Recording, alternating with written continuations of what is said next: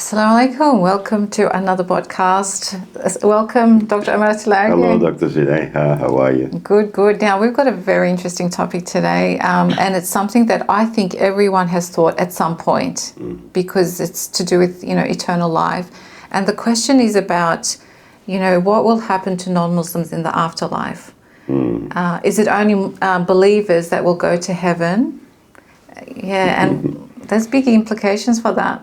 Yes. I think a lot of Muslims think about this and they probably bite their tongues most of the time. Don't say anything about it. They don't want to say it because it sounds provocative, but it's a good question. Yes, it is a good question and valid question, and I think it should be talked about. And we can look at all the classical views in regards to this, also the Quran and Hadith, of course, that's our main sources. But maybe it's good to start with the verse, وَمَا خَلَقْتُ الْجِنَّ وَالْإِنسَ إِلَّا لِيَعْبُدُونَ. So human beings, we are here to acknowledge Allah subhanahu wa ta'ala, God Almighty, and of course to worship Him. But as you can see, it's always, if you look at all the verses in the Quran, Iman always comes before, amal. Iman is the first thing. Without Iman, nothing has value. And amal, practice, is the manifestation of Iman anyway. And also, maybe this is very important as well here, light and darkness cannot occupy the same space. It is a physics principle. So if someone has Iman, even if it's in the weight of an atom, they have Iman, because the two things cannot occupy the same heart. Therefore, in regards to what will happen to others, other than Muslims, especially, can I say, in a world where we were born into a Muslim family, so we might feel like we were privileged, or we have an advantage.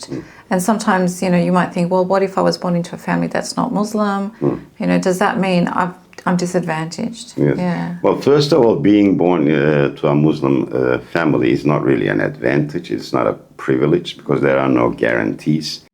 We should know that, because it's all up to Allah subhanahu wa ta'ala. But there's something that I always repeat in regards to this. This is Islamic creed, Ahlul Sunnah wal Jamaat, the mainstream creed. And that is, Allah subhanahu wa ta'ala Almighty is all-merciful, all-compassionate. And no one should form a barrier in front of His rahmah.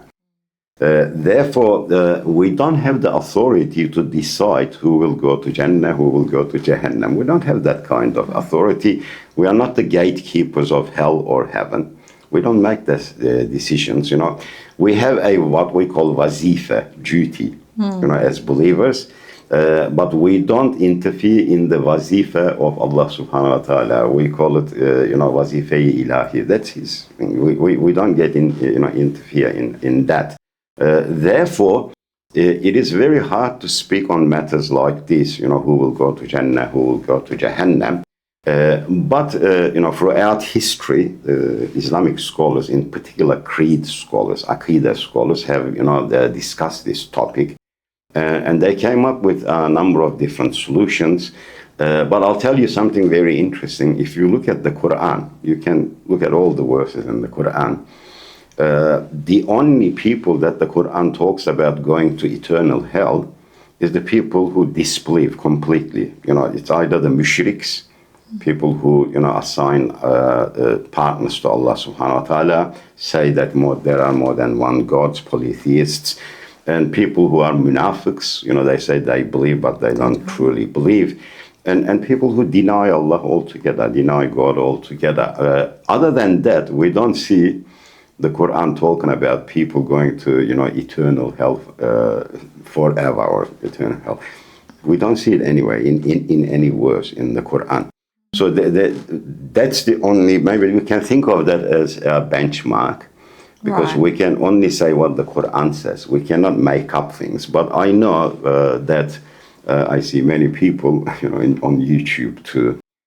People, some of them who are considered as sheikhs, they come up and they wave their fingers and they say, you're going to hell, Jahannam. This is not our duty. We don't do that. The Prophet never did that. So when we look at it from an academic perspective, and if we go back and analyze the views of all the classical scholars, I can tell you that there are maybe within the mainstream, Ahl Sunnat wal Jamaat, there are three major groups, we can say, in aqeedah.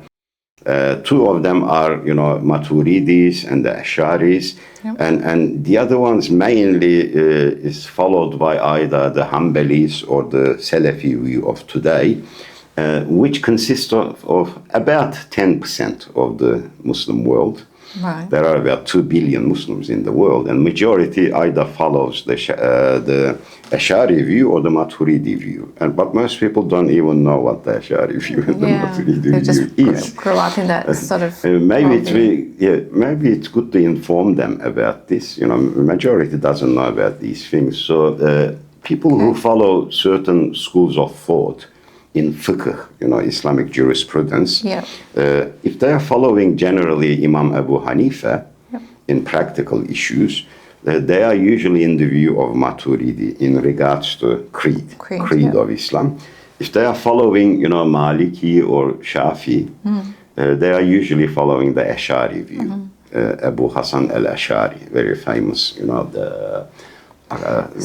so just even at madhab, like I know some people, you ask them what madhab do you belong to, even with that sometimes people don't know, but it's obviously been, the way they practice their religion has been influenced by a madhab because the way they do their 5 daily prayers and that it's there. So everyone, most people practicing, maybe everyone who practices, they're actually maybe not even knowingly following a madhab, and therefore in a theological school as well. Exactly. Very good point. Because, look, I'll tell you one fact. No one can practice Islam without Sunnah. Yeah. You cannot just take the Quran and practice Islam, because Quran doesn't go into details in regards to, amal, in regards to actions. So the Quran is mainly based on, belief matters. Theology, maybe 95% of the Quran is based on theology. There are practical matters in the Quran, but very briefly explained. Like the Quran won't explain to you the rakats of, the daily prayers, how many rakats you should recite, what will annul your salat or your wudu. It doesn't talk about those details. Yes, exactly. And when it comes to, Sunnah, again, to understand the Sunnah, we need scholars. Yeah. That is why throughout Islamic history we have all these very famous scholars that came and gone. And this is exactly the same thing when it comes to aqeedah, the creedal matters, theology. So we do have all these scholars came throughout the history. And we know at one time of Islamic history, which we think the end of sort of formative era, which ends with Imam Maturidi. And we see that it became a discipline. Islamic theology, creed became a discipline within Islam. And if you look at these things, which some people do as bid'ah, theology is bid'ah? Some people think, approach it as bid'ah, and they say we just follow the Quran and Sunnah, and they disregard all this scholarly work for 1,200 years. And if you consider it as like that, then you need to, just do not accept or deny all the disciplines of Islam. Usul al-fiqh, usul al-tafsir, usul al-hadith, usul al-din, all of them you need to deny, which all Muslim world has accepted these things. So in regards to these schools, as I said, majority of the world Muslim population, some of them may not even know, like you said, in Aqeedah they either follow Maturidi or Ashari, and the others are generally Atharis. We call them Athari. They go back to the creed of Ahmed bin Hanbal. And today we have the Salafi groups, which sort of always use reference as Ibn Taymiyyah or Ibn Qayyim. Whenever they talk about a matter, they will always go back and reference Ibn Taymiyyah, Shaykhul Islam Ibn Taymiyyah. Okay, so we've got the Ashari, Maturidi, and Athari. Generally. And Hanbalis usually follow that Athari creed, which goes back to Imam Ahmed bin Hanbal. And they are more of the Ahl al-Hadith tradition, if we look at Islamic history. And the rest is Ahl al-Ray. which means Ahl al-Hadith takes everything literally, refrains from interpreting anything, no ta'wil, generally. Right.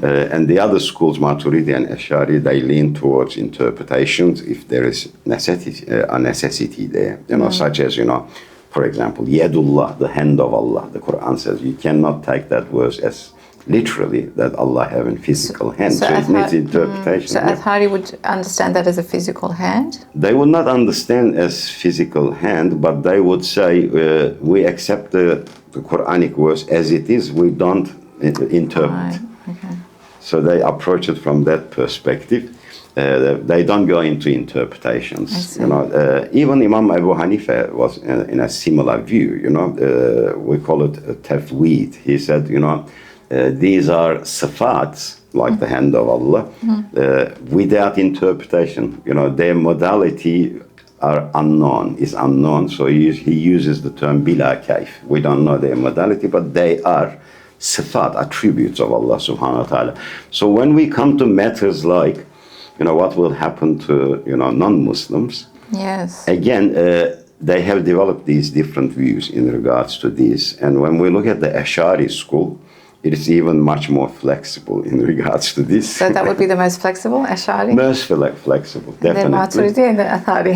Yeah. That's the spectrum, huh? Yeah, because Ashari say, based on the verse in the Quran, we will not punish those whom we have not sent a prophet to.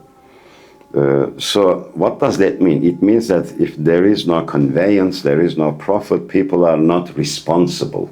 That's what it means. And they take that verse as a benchmark. And they say that if the message has not reached someone, they are not responsible of belief or actions. This is the Ashari view. Not belief either. They're not responsible of. Because revelation, they believe that you need to have had revelation to be able to believe in God. Exactly. Yeah. So it needs to reach them somehow.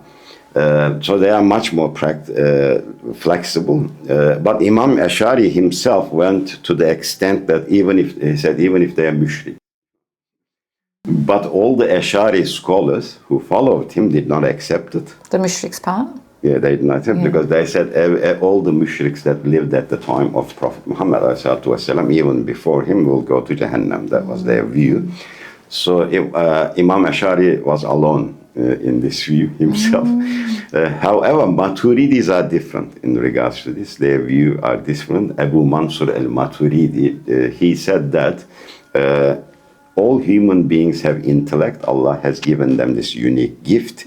Therefore, they are responsible of finding God themselves using their intellect. And they are able to do this. And he provides some examples from Ibrahim alayhi salam. Abraham in the Quran, he looks at the moon, the stars, he starts, using logic there. And the Quran encourages people to use logic. So from a faith perspective, Imam Maturidi said, yes, you have intellect. Therefore, you can discover God yourself with your reasoning. And you are responsible of knowing that there is a creator. Because there is enough intellect to do that. So let's create a scenario. So I'm in an island, there's nothing, just me. So according to Ashari, if I don't believe in God, because I've got no access to anything, I'm safe. Yes. Whereas according to Maturidi, I have the intellect and I should be able to understand and work out that there is a creator. Yes, exactly. And according to Maturidis, you don't need to know the details. You don't need to say God is Allah. You can't know those details, but you can figure out by looking at the nature, the universe. You can say this is a perfect design here. There's perfect functionality. There must be a designer, there must be a creator. That is sufficient according to Maturidis, but he says they cannot be responsible of amal, actions, because without a prophet or revelation, they cannot know the amal side of things, the action, the obligatory act side of things. That's why he says, he takes that part out of it, responsibility, and he says, but faith part, you are still responsible. However, there's another interesting thing there that maybe I should add. And that is, when we look at Iman, who is responsible of Iman? You know, like faith, belief in Islam, who is responsible? There are certain conditions there. The first thing is they have to be sane, yeah? Yeah. That's sound mind, That's because right. people who don't have sanity, they cannot be responsible. The second thing is the message has to reach them. Right. Because if someone does not know something, how can they be actually fully responsible of it? And this is the reason why Maturidi said, you know, they cannot be responsible of practical things or the details of Iman, faith, but they will still be responsible of at least coming to the conclusion, you know, that there's some sort of a creator. A higher being. A higher being, a supreme being, like you said. However, I love the way Imam Ghazzali comes into the picture, and he has this unique, you know, interpretation of this. And he says they are in 3 different categories. The non-believers? Yeah, he puts them into 3 different categories. And he says the first category is this, you know, if the message has not reached them, they are in salvation. They can go to Jannah. So Imam Ghazzali was Ashari? Ashari, he was Ashari. Yeah. But of course, you know, they still need to have some sort of a faith, you know, a creator or something like that. But they could be Christians, Jews, or some other thing, as long as they have some sort of belief in God, creator. But if the message of Islam hasn't reached them... What if nothing has reached them, though? If nothing reached them, then they'll go back to Asharis, because Ghazali is an Ashari. Then they will not be responsible. So he says they will not be responsible, therefore they can go to Jannah. Of course, we use always the possibilities, because it's Allah who makes the decision. The second category, he says, the message has reached them, but in a distorted way. Not the way it should reach them. And today we know how things are. And the reality is that happened throughout history as well. It's not a new phenomena. So even obviously it happened during Imam Ghazali's time for him to even think of this category. Yes, right? of course, you know. People may have heard about Islam in Byzantium, in various countries, but it's not really the conveyance, the pure message has not really reached them. They just heard about Islam. It's a different thing. They would still be considered people of fatra. So he says if the message reached them, but in a distorted way, they can still reach salvation. This is the Imam Ghazali's view. The only category, the third one, he says the message has reached them in all of its purity. It has been conveyed to them and they rejected it. That's the group that will not be saved. You know, they won't reach salvation. And this is Imam Ghazali's view. But at the end of the day, you know, my view is this, you know, as I said, we are not the gatekeepers of heaven or hell. And our noble Prophet ﷺ in a hadith says, Man qala la ilaha illallah dakhala al-jannah. You know, whoever says God is one, God Almighty is one, they will enter Jannah. Of course, entering Jannah, people may, you know, get the wrong idea about this too. You know, if people are bad, they did evil things, they harmed others, they stole, and various, you know, bad acts they committed, they will still be held accountable for that. We are talking about eternal Jannah, or eternal hell. So if someone has an atom's weight of belief in their heart, you know, my view is at the end they will certainly enter paradise. You know, it's my view. But no one can form a barrier to the rahmat, the eternal compassion of Allah subhanahu wa ta'ala. This is not possible. This is my view. And another thing that I should say, just an analogy, you know. Let us say we are on the day of judgment, and Allah subhanahu wa ta'ala says to one of his servants there, all human beings are his servants, and says, enter my paradise. Can anyone stand up there, even the greatest sheikhs in the world, and say, what are you doing? Hasha. You can't put him in paradise. You know, he was such and such. And Allah will say, he's my servant. Who are you? You know, you don't have that authority. So it is not up to us to decide who goes to Jannah, who goes to Jahannam, when even we don't know ourselves, you know, are we guaranteed? Just because we're Muslim, it doesn't mean we're entering paradise. You know, we don't even know our own hearts. Allah knows our hearts better than us. That's true. And I guess even saying La ilaha illallah, we might say it, but are we saying it with our heart, which is the most important thing? But I guess, when people say, if you do this, you'll go to hell, sometimes they're basing it on Quranic verses or hadith. But it's, I guess the challenge with that is you're giving an absolute judgment to someone. That's very risky. Which is very risky. Because that person may repent, or based on their circumstances, Allah subhanahu wa ta'ala might, evaluate according to their circumstances. There's always exceptions to the rule. We don't know. That's a very interesting, because I remember an incident many, many years ago when I was overseas in Turkey. There were some different political groups. One of them was like they used to support communism. They used to side with Russia. They used to actually get cans of paints and write on the walls a lot, graffiti, things like that. One day, this Imam at the mosque, he was giving a sermon, and he was talking about these people who write on the walls with, things with graffiti and things like that. And he was saying, you will all go to hell like this. And then after the sermon, one young person approached him, and he said, Hojam, if I died a week ago, I would be within those group of people who will go to hell. He said, you shouldn't be saying things like that. How do you know? How do you know who's going to go hell? Allah is the owner of the hearts. That's why we say, Ya muqallib al-qulub, sabbit qalbi ala dinik. Keep us our heart on the path of religion. So we should not, make judgments on other people. We don't know what's in their hearts. You know that Maturidi has a very interesting thing, Imam Maturidi. In regards to, what is Iman, as you know, the basic condition is kalima shahada. One has to accept that Allah is one, and Prophet Muhammad, peace and blessings be upon him, is his messenger. That's the basic condition. Now, and they say, what is the definition of Iman? It's utterance with the tongue and confirmation with the heart. It's ikrar and tasdik. But Imam Maturidi says the ikrar part, to utter with the tongue, is a condition for other people to accept you as a believer.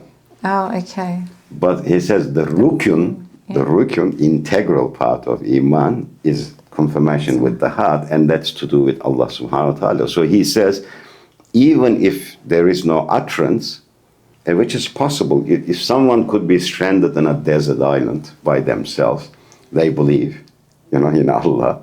There's no one to, confirm their belief, but Allah knows their hearts.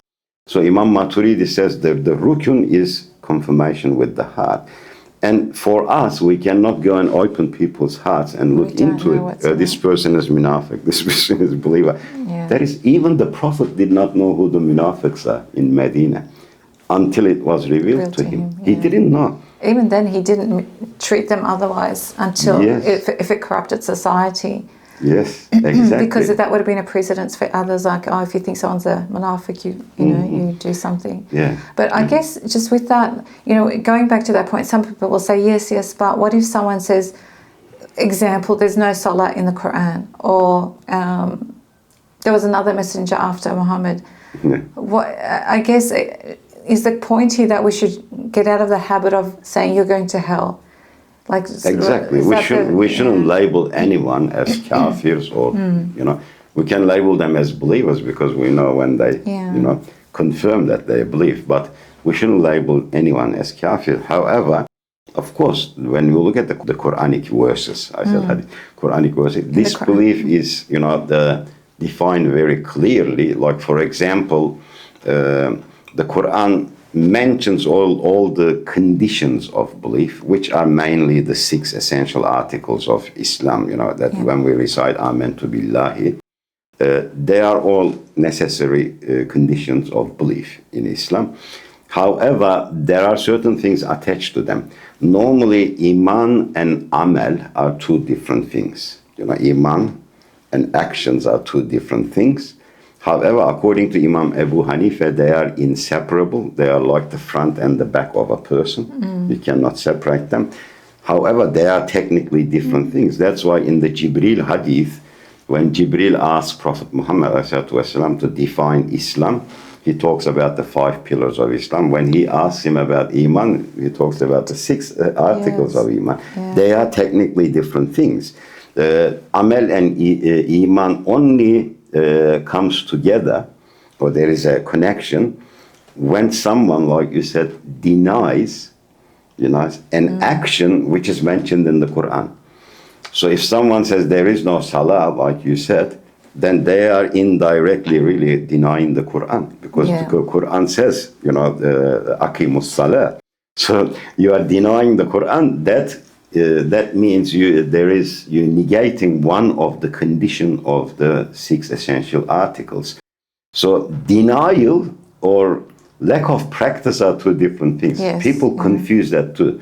When someone doesn't pray or neglects a prayer, they accuse them of straight away kufr. You can't make takfir on people.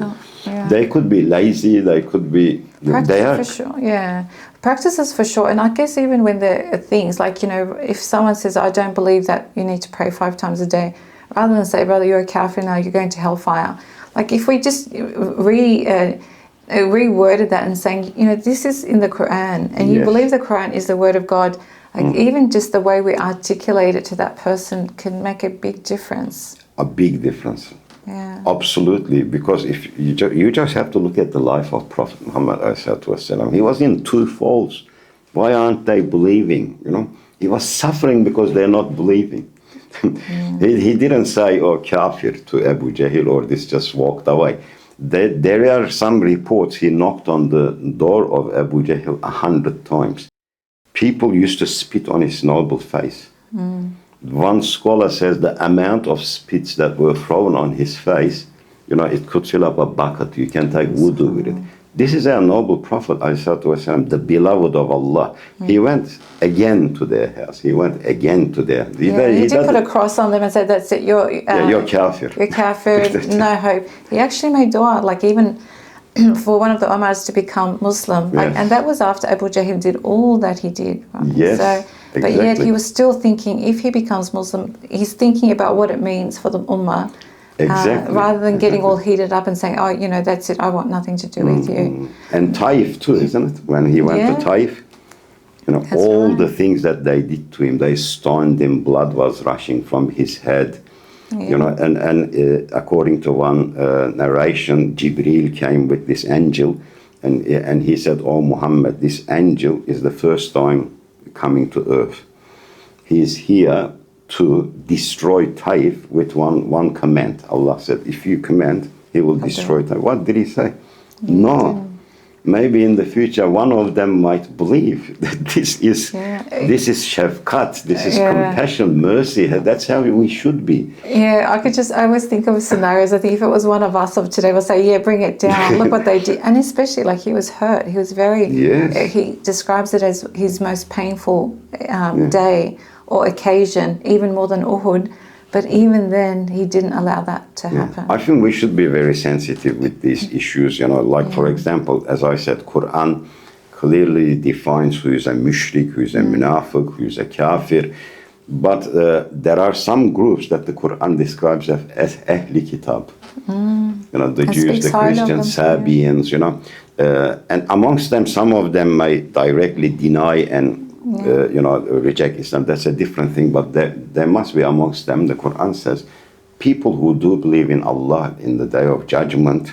Maybe they haven't learned about Islam in detail. They don't know that the last prophet is actually Prophet Muhammad ﷺ. And it's not sufficient for people to just hear it on the media. That's right. And I guess that's what I wanted to ask, because some people say, they'll say, everyone's heard about Islam today. Social media, it's everywhere. No one's got an excuse.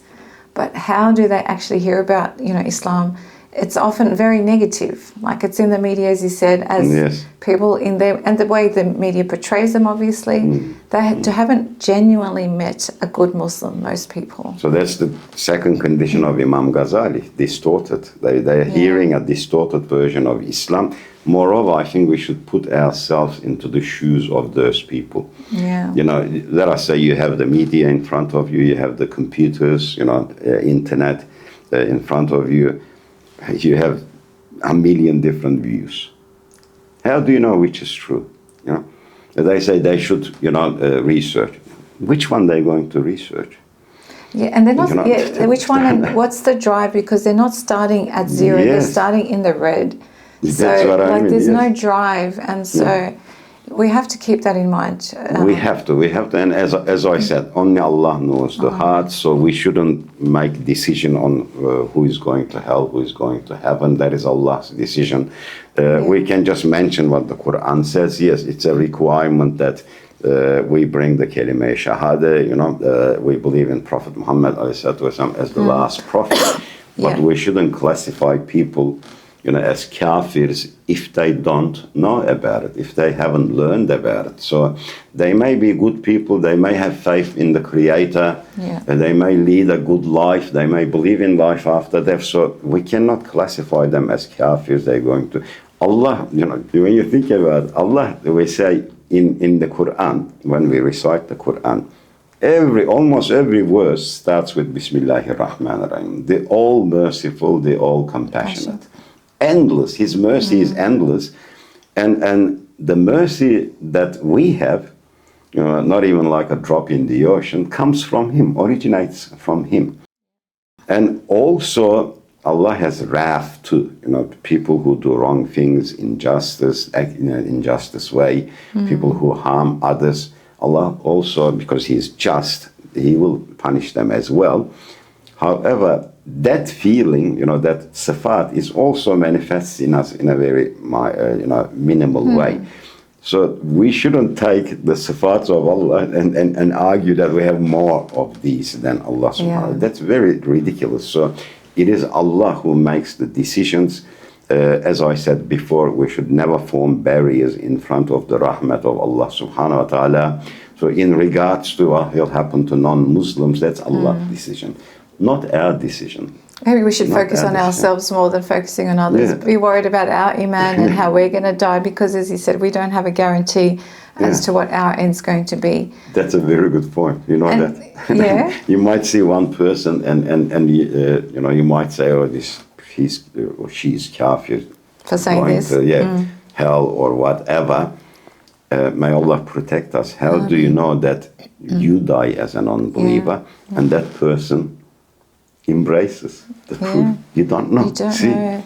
And also, belief is a blessing, and with blessings comes responsibility and accountability. So we should feel that, I guess, and therefore we should be absorbed in our own world and our practices and our belief system, rather than saying you're this, you're that, pointing fingers. I think that's a very good point. That we should think about ourselves first, and maybe we can end this conversation with a very interesting narration from one of the tabi'in, the highest level of tabi'in.